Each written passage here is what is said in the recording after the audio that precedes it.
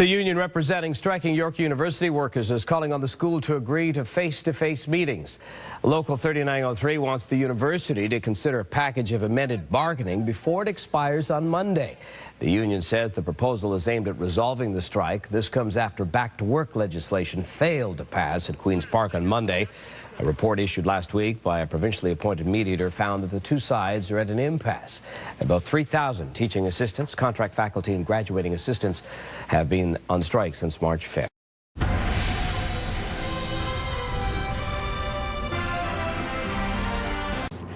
In other news, you will recall the Liberals attempted to order striking York University employees back to work earlier this week, but the legislation failed. 3,000 contract faculty have been off the job for 2 months. Today, the strike is not only affecting the education of university students, it is also causing disruption for younger students who are holding a track meet at the York campus. CTV's Janice Golding is there live right now. Joins us at Keel and Steels with the story. Janice. Hi, Ken. Well, yes, there is a big track meet taking place here at York University today with students from all across the GTA, students who were in jeopardy of missing their first event this morning because they just couldn't get onto campus. Now, as you know, the picketing and the road blockades continue at all of the entrances here to York. And as you can imagine, some parents were very frustrated this morning because they faced long lineups at the entrance gates. In fact, one man told us that he waited an hour and a half today. While some are understanding about what the 3,000 TAs and contract faculty are fighting for, others are just plain frustrated. The Liberal government introduced back-to-work legislation on Tuesday, but it was shot down by the NDP. Now, the strike began in March. The main stumbling blocks are increased job security and funding for master's students. Here's what parents were saying this morning. There could have been delineation here for the track meet. Sure, we opened the doors for that. That maybe might have been a solution, I would have said, right? If it's campus business, then maybe this is good for campus business, but that might have been a way of doing it.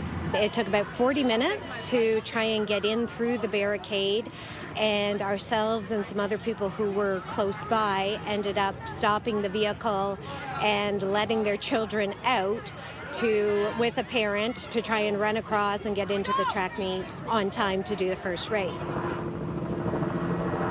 Meanwhile, the picketers say this is very hard on them as well. They're having to deal with the angry rants of frustrated motorists in a strike they never wanted. Still, they say it is labor action they needed to take.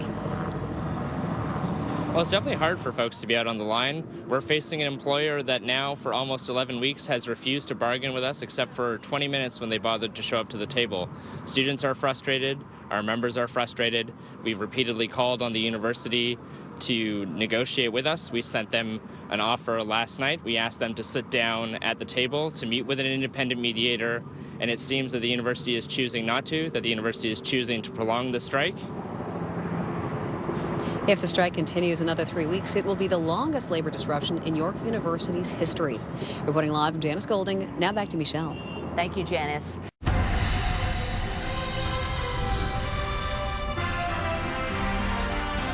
Thousands of contract faculty and TAs at York University walked off the job 2 months ago. But the strike isn't only affecting university students. Elementary school students from across the GTA had a track meet scheduled on York campus today, but they faced long lineups due to picketing workers and road blockades. The holdup caused frustration for many parents who felt they shouldn't have been stopped. There could have been delineation here for the track meet. Sure, we opened the doors for that. That maybe might have been a solution. CUPE 3903 blamed the ongoing strike on the university, saying it has refused to negotiate on job security and wages. York wants the strike to be resolved by arbitration. Legislation to end the strike was not able to pass before the House rose for the upcoming provincial election.